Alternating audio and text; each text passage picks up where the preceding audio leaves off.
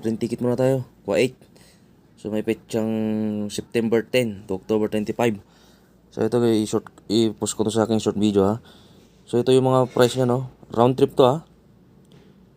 So yan oh, may Qatar Airways, sorry. 155 Kuwaiti dinar din. Tapos 167 Kuwaiti dinar Gulf Air. Tapos yan oh, Etihad. So yan oh. Medyo mahal-mahal din siya. Yan yung mga update price o dalawa no, may Qatar Airways, Philippine Airlines, wala.